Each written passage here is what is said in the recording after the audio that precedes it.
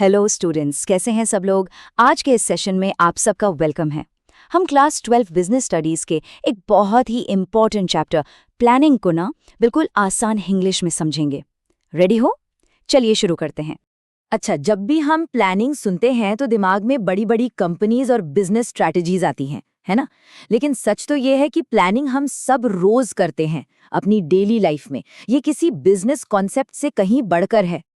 जरा सोचो, एक तरफ है एकदम ग्रैंड इंडियन वेडिंग की प्लानिंग और दूसरी तरफ है बोर्ड एग्जाम्स की तैयारी। दोनों में कॉमन क्या है? सोच के देखो, अगर शादी में कोई प्लान ना हो, डीजे कब आएगा, खाना कब लगेगा, रस्में कब होंगी, बस खेओस ही खेओस होगा। बिल्कुल वैसे ही अगर एग्जाम के लिए कोई प्लान ना हो कि कौन सा सब्जेक्ट कब पढ़ना है, तो रिजल्ट भी गड़बड़ हो सकता है। दोनों ही सिचुएशंस में एक अच्छा प्लान सक्सेस की तरफ पहला कदम है। और इसी बात को ना एक बहुत फेमस कहावत है जो परफेक्ट तरीके से समझाती है, if you fail to plan you plan to fail. मतलब बिल्कुल साफ है, अगर आप प्लान बनाने में फेल हो गए तो आप अनजाने में फेल होने का ही प्लान बना रहे हैं। बिना प्लान के काम करने से कंफ्यूजन, गलतियां और नुकसान के चांसेस बहुत ज्यादा बढ़ जाते हैं। तो अब जब हमने रियल लाइफ एग्जाम्पल्स देख लिए हैं, चलिए अब बिजनेस के कॉन्टेक्स्ट में प्लानिंग का आखिर मतलब क्या है इसको समझते हैं। ये है क्या चीज? बिल्कुल सिंपल शब्दों में प्लानिंग का मतलब है थिंकिंग इन एडवांस, यानी पहले से सोचना। ये मैनेजमेंट का सबसे पहला और सबसे जरूरी फंक्शन है। प्लानिंग ही तो डिसाइड करता है कि क्या करना है, कैसे करना है, कब करना है और उस काम को आखिर करेगा कौन। यही मैनेजमेंट की नींव है, उसका फाउंडेशन है। अब इस डायग्राम को देखते हैं। ये कून्स और ओडोनल के प्लानिंग की डेफिनेशन है। देखने में थोड़ा कॉम्प्लेक्स लग सकता है, पर यह बस उन्हीं 5 जरूरी सवालों का जवाब देता है जिनके जवाब मिलते ही एक प्लान तैयार हो जाता है। सवाल क्या है? व्हाट, क्या करना है, हाउ, कैसे करना है, व्हेन, कब करना है, वेयर, कहाँ करना है और आखिर में बाय whom, ये काम कौन करेगा। इन्हीं 5 सवालों का जवाब ही तो प्लानिंग है। और जब ये प्लान नहीं होता तो लाइफ कुछ ऐसी ही दिखती है, एकदम कंफ्यूज्ड, पता ही नहीं कि कौन से रास्ते जाना है, क्या करना है, कब करना है। ये इमेज बिल्कुल परफेक्ट तरीके से उस कंफ्यूजन को दिखा रहा है जो बिना प्लानिंग के होती है। तो अब सवाल ये उठता है कि एक परफेक्ट प्लान में आखिर क्या-क्या खासियत होनी चाहिए। इसके कुछ इंपॉर्टेंट फीचर्स हैं जिन्हें हम एक-एक करके समझेंगे। समझ लो कि ये एक परफेक्ट प्लान के एसेंशियल इंग्रेडिएंट्स हैं। सबसे पहला फीचर, प्लानिंग हमेशा किसी न किसी ऑब्जेक्टिव या गोल को अचीव करने पर फोकस करती है। हर प्लान एक मकसद से शुरू होता है। जैसे अगर एक कंपनी का ऑब्जेक्टिव है कि अगले साल सेल्स 20% बढ़ानी है, तो सारी प्लानिंग, चाहे वो मार्केटिंग स्ट्रेटजीज हो, प्राइसिंग हो, प्रमोशन हो, सब कुछ उसी एक गोल को पूरा करने के लिए की जाएगी। बिना ऑब्जेक्टिव के प्लानिंग का कोई मतलब ही नहीं है। दूसरा, प्लानिंग मैनेजमेंट का प्राइमरी यानी सबसे पहला फंक्शन है। देखो, प्लानिंग फाउंडेशन की तरह है जिसके ऊपर मैनेजमेंट के बाकी सारे फंक्शंस, ऑर्गेनाइजिंग, स्टाफिंग, डायरेक्टिंग और कंट्रोलिंग टिके होते हैं। सोचो, जब तक प्लान ही नहीं होगा कि करना क्या है, तब तक आप काम बांटेंगे कैसे, यानी ऑर्गेनाइजिंग कैसे करेंगे, या लोगों को हायर कैसे करेंगे, यानी स्टाफिंग। इसलिए प्लानिंग सबसे पहले आती है। परवेसिव का मतलब है जो हर जगह मौजूद हो, और प्लानिंग बिल्कुल वैसी है। ये मैनेजमेंट के हर लेवल पर जरूरी है। टॉप लेवल मैनेजर कंपनी की ओवरऑल पॉलिसी प्लान करते हैं, मिडिल लेवल मैनेजर अपने अपने डिपार्टमेंट के लिए प्लान बनाते हैं और लोअर लेवल सुपरवाइजर रोज के काम का प्लान बनाते हैं। मतलब सीईओ से लेकर फैक्ट्री के सुपरवाइजर तक हर कोई प्लानिंग करता है। ये सोचना कि प्लान एक बार बन गया तो काम खत्म, एक बहुत बड़ी गलतफहमी है। प्लानिंग एक कंटिन्यूअस यानी लगातार चलने वाला प्रोसेस है। एक प्लान 1 साल के लिए बनता है, वो साल खत्म होता है तो अगले साल के लिए नया प्लान बनता है। और जरूरी नहीं कि प्लान हमेशा वैसा ही चले। अगर मार्केट में कोई नया कॉम्पिटिटर आ जाए या टेक्नोलॉजी बदल जाए तो प्लान को बीच में ही बदलना पड़ता है।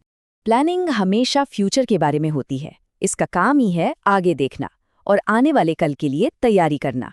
हम एडवांस में डिसाइड करते हैं कि फ्यूचर में कौन से एक्शंस लेने हैं।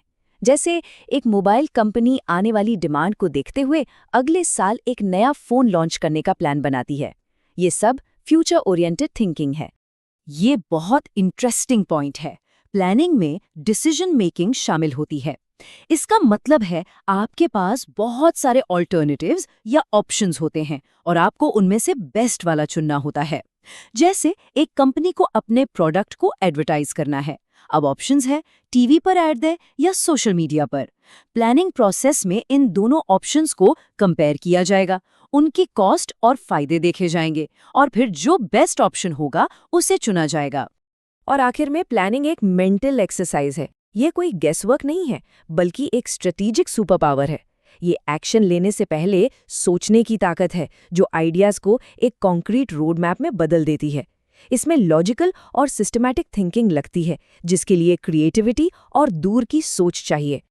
तो चलिए इन सातों फीचर्स को जल्दी से रिवाइज करते हैं। ये हैं प्लानिंग के 7 मेन पिलर्स। पहला, हर प्लान का एक ऑब्जेक्टिव होता है। दूसरा, ये मैनेजमेंट का सबसे पहला फंक्शन है। तीसरा, ये हर लेवल पर जरूरी है। चौथा, ये हमेशा चलता रहता है। पांचवा, ये फ्यूचर ओरिएंटेड होता है। छठा, इसमें डिसीजन मेकिंग शामिल है। और सातवां, ये एक मेंटल एक्सरसाइज है। ये सातों पॉइंट्स याद रखना बहुत जरूरी है। अब हम प्लानिंग की इम्पॉर्टेंस यानी उसके फायदों के बारे में बात करेंगे। इन्हें हम प्लानिंग के सुपर पावर्स भी कह सकते हैं, क्योंकि ये एक बिजनेस को बहुत ताकत देते हैं। चलिए इन सुपर पावर्स को इस इन्फोग्राफिक से समझते हैं। पहला, प्लानिंग प्रोवाइड्स डायरेक्शन। जैसे गाड़ी में जीपीएस रास्ता दिखाता है, वैसे ही प्लान सभी एम्प्लॉयज को बताता है कि कंपनी को किस दिशा में जाना है। दूसरा, reduces the risk of uncertainty. हम फ्यूचर तो नहीं देख सकते, पर प्लान करके उसके उतार चढ़ाव के लिए तैयार हो सकते हैं। तीसरा, ये रिड्यूसेस वेस्टफुल एक्टिविटीज, क्योंकि सबको पता होता है कि क्या काम करना है। चौथा, ये प्रोमोट्स इनोवेटिव आइडियाज। पांचवा, ये फैसिलिटेट्स डिसीजन मेकिंग। और आखिर में ये कंट्रोलिंग के लिए स्टैंडर्ड सेट करता है। लेकिन जैसा हर सुपर हीरो की कोई ना कोई कमजोरी होती है, वैसे ही प्लानिंग की भी कुछ लिमिटेशंस या ड्रॉबैक्स हैं। एक बैलेंस्ड व्यू के लिए इन चैलेंजेस को समझना भी बहुत जरूरी है। सबसे बड़ी लिमिटेशन है कि प्लानिंग रिजिडिटी लाती है, यानी चीजों को थोड़ा कठोर बना देती है। एक बार प्लान बन गया तो उसे बदलना मुश्किल हो जाता है। ये दो तरह का हो सकता है, इंटरनल, जहां कंपनी के अपने रूल्स बदलना मुश्किल है, और एक्सटर्नल, जहां बाहर के फैक्टर्स जैसे गवर्नमेंट की पॉलिसी या कंपेटिटर का नया प्रोडक्ट आ जाने से हमारा प्लान फेल हो सकता है और हम उसे कंट्रोल नहीं कर सकते। इसके अलावा और भी लिमिटेशंस हैं।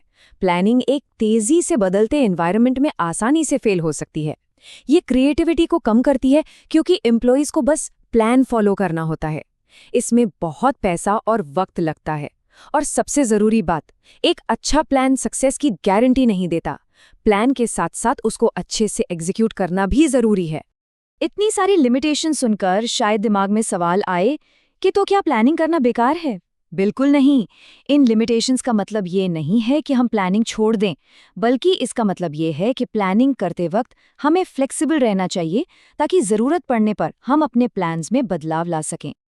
चलिए, अब एग्जाम से पहले एक फाइनल रिवीजन के लिए सारे इंपॉर्टेंट पॉइंट्स को एक साथ देख लेते हैं। ये है आपका फाइनल स्टडी ब्लूप्रिंट। तो एक रैपिड फायर रीकैप। प्लानिंग का मतलब है एडवांस में सोचना। इसके की फीचर्स हैं, ये ऑब्जेक्टिव फोकस्ड है, हर जगह जरूरी यानी परवेसिव, और हमेशा चलता रहता है यानी कंटिन्यूअस है।